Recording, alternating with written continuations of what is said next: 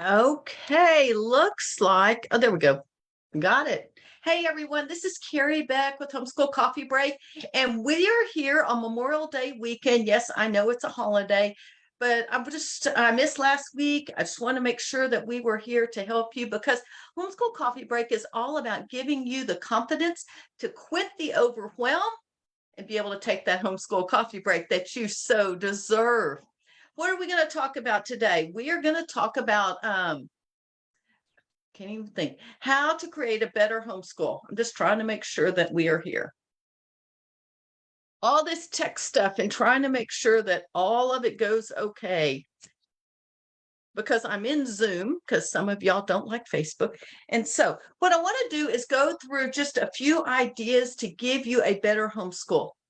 And let me pull up this chat so that I can see if anyone else is here. Thank y'all for being here. If you are here, whether you're listening to the replay or the live, leave me a comment and let me know what type of homeschool you have right now. And how would you describe that homeschool?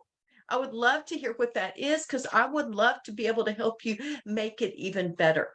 Now, I will tell you that wherever you're listening to this, I hope some of you have already subscribed, but there's a little button somewhere around there to subscribe. So be sure you subscribe so that we can keep getting this information out to as many people as possible. So I guess I have a question. Are you hoping for the best homeschool possible? Most of you are. Most of you are homeschooling because you want something better than what they were getting wherever they were educating, whether that was in the public school or a private school or some sort of co-op. You're looking for something better. So, what type of education are you giving your children right now? I'm not talking about a method like classical or unit studies or Charlotte Mason or unschooling. I'm talking what type of education? What is the end goal for that? Where, yeah, we're just going to talk about that because I'm going to talk about three types. Some of you have heard this before, I know, but I think it's really important that you know what type of education you are giving to see if it matches up with what you're really desiring for your children as well. So, yeah, there we go.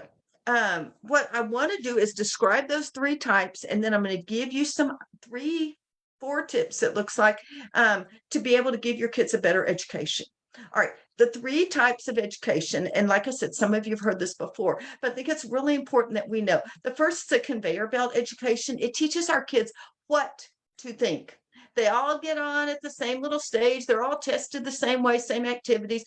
Go to the next one, same activities tested. 12 stages, 12 grades. All right, and then at the end, they get a stamp of approval. They're sent off to the market, the job market. That is our traditional school model for modern times right now. That is not traditional for centuries past. It began, I would say, around the 20th century, probably in the mid to late 1800s.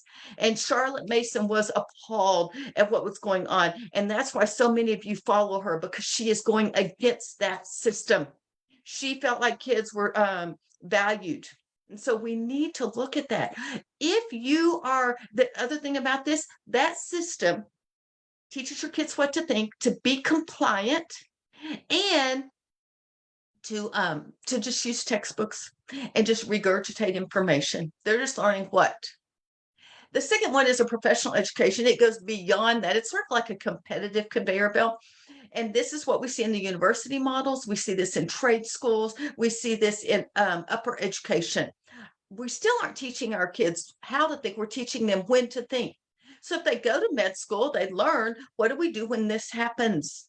All right. And so also, like if you go to a trade school, maybe you go to an electrician school and you go to their house and oh no, the light's not working. Here's what you do when this happens. I'm not comparing a human body to a house.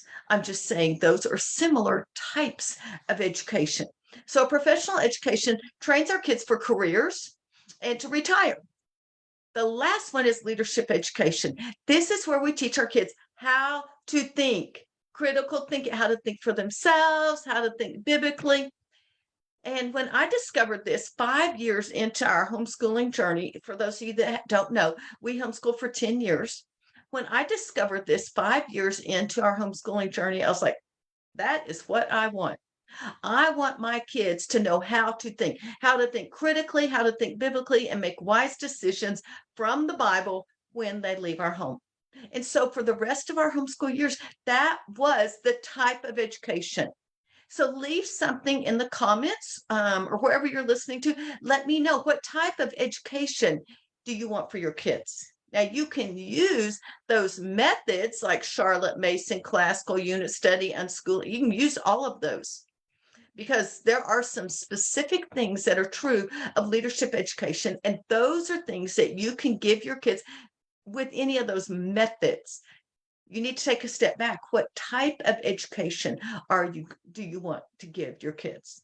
Most of you are going to say leadership. There are some that will say professional, which I don't have a problem with. Get a job.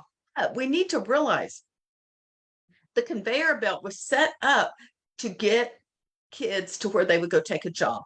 The industrialists were pouring tons, billions of dollars into our education system at the turn of the century. And they needed workers. They did not need thinkers. And so that is what they did. They taught our kids to be followers and to not lead, to not be able to think for themselves. They just needed productivity. Check off the boxes. And that's what some of y'all are doing. And you're frustrated and you're overwhelmed. So some of you are saying, okay, this is just one more thing for me to do. Not really, because leadership education is a lifestyle. It is not one more thing to do. It is paying attention to what's going on around you and just using whatever you are already doing, but giving it a purpose and an intention. Now, I'm going to tell you about 3 things that I think you need to be having in your homeschool to be able to give your kids a leadership education. You can use Charlotte Mason, classical unit study, unschooling. I actually provide a whole way that you can do all of those at different times, at different ages, and give your kids a Christian leadership education. You see, there's a lot of information out there about leadership education for kids, but it does not have a faith base. So what are the things that we need to do? First of all, we need to teach our kids thinking skills. That's the obvious thing. It's not a workbook. Critical thinking is not a workbook that you give your kids to solve some problems. It is something that we should be doing in every subject area, whether that is math or science or history or literature or music or art, writing, reading, no matter what it is, we need to be giving our kids thinking skills. Now, I personally believe thinking skills, critical thinking skills, really start when the abstract thinking starts. So I don't really worry about it in the elementary ages. When I start doing this is more in the junior high and high school, because abstract thinking begins around 12 or 13 years old. And so that is what, excuse me, I'm going to have one little sip. I keep having a little problem, don't I? That is what I think is really important that we need to do. If you've heard me talk before, read, write, and discuss is an easy method that you can use in any subject. Your kids read every day. They write one page about whatever, not narration, not retelling, but about it. And then we discuss once a week. That is an easy way to put it into science or math or reading, literature, history, philosophy, theology, music, art, all these different subject areas. And so read, write, discuss. Now, that is my 3-step process. Tools of learning is another thing you need to be giving your children. And I think when the kids have the tools of learning, they can learn for a lifetime, and they can use those tools to then make critical decisions, make wise decisions. And we need to always do this from a Christian perspective, putting on the lens of Scripture. How does this work? I already mentioned when they are younger and they maybe don't have that abstract thinking, you are laying the foundation of whatever it is. That's what's so good about classical and Charlotte Mason. You're laying the foundation. And so what I think is important, this is a great time to do memory work. This is a great time to expose them to a wide variety of subject areas and just let them explore, encourage them to enjoy. You know what? If your kid doesn't do the fourth grade science book, is it going to make a difference? I will tell you no, because we never did any kind of fourth grade science book or fifth grade history book or whatever. We just chose different topics during elementary school and did that. So you're basically laying the foundation of reading, laying the like ABC, and then writing words, sentences, paragraphs, essays. Math, you may be learning some multiplication tables. History, this is a chance that they can learn dates and dead people, but you can have fun with it. There are so many songs about that. You can learn geography. All of this is foundation. All right. Then when they turn 12 or 13, that's when you need to begin to teach them logic. There are fallacies out there. The best place you can go look is the media. They are constantly committing fallacies, and so you can begin to teach your kids fallacies. And then in high school, that's where I think they take everything they've learned and they begin to pull it all together and form their own opinions. This is where we pull it together, and they are using their critical thinking skills, and they are making decisions to be able to come up with their own opinions, and then they have to substantiate it. Some of the ways we did this was with debate or with research papers. So those are some tools of learning that you can use. And then from a Christian perspective, I think it's very important that we use our Bible and we start from birth giving them good biblical character. And so that is another thing. A good leader, a person that makes wise decisions, has godly character. Those are things that I think really make up what leadership education is. Christian leadership education is all about. You can use a variety of different methods. I personally, when I teach our Raising Leaders, Not Followers course, I personally use bits and pieces of Charlotte Mason and classical and unit study and unschooling and the biblical principle approach. That's another one that some of you maybe haven't even heard. Again, Christian leadership education is a lifestyle. It is not one more activity. You can take what you are already doing. The only thing I would sort of pull away from are textbooks and begin to use classics. Make Way for Duckling for preschoolers and kindergartners. Little House on the Prairie and Tom Sawyer for elementary. Huck Finn and The Hobbit and Lord of the Rings for junior high. The Iliad, the Odyssey. I was trying to think of that one in the middle. There's lots of them in the Middle Ages. But even then, the Declaration of Independence, that is a high school text that your kids need to read and understand. So this is a process. This is a lifestyle. This is a way of raising our kids to be leaders.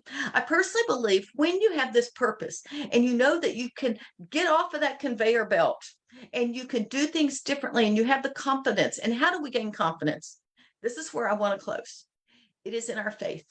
We develop confidence by going to God and we ask him, God, what do you want us to do? He's not going to say, thou shalt Charlotte Mason or whatever, but he is going to give you wisdom to know some of the decisions that you are making.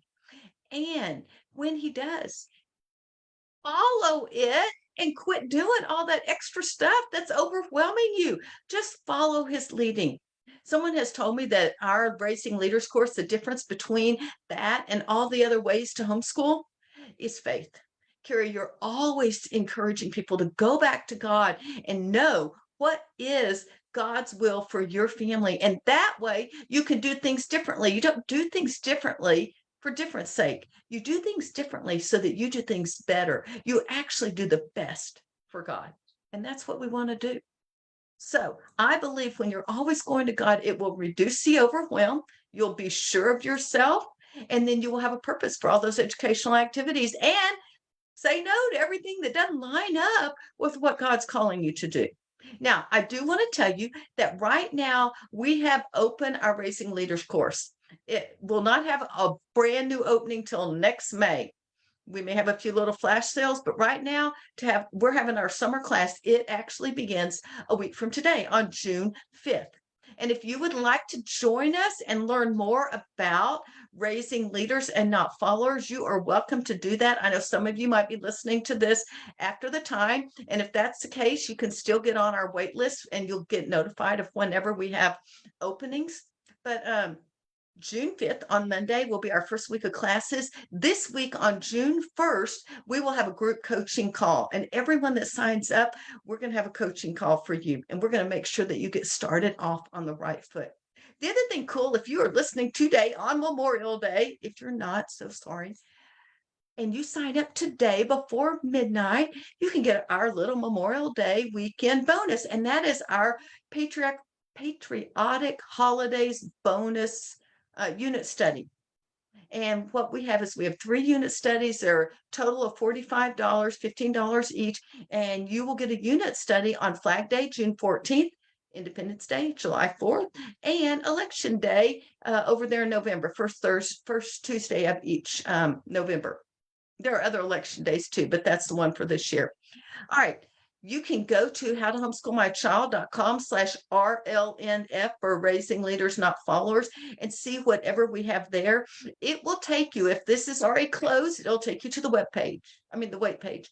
If you're here on Memorial Day, it'll take you to the weekend bonus. If you're not here on Memorial Day, it'll take you to the regular page. So go look at it, see if this is a good fit. Let me know what questions you have. Some of the people have asked me and said, Carrie, do you get any hand holding? Like, am I off on my own all summer long?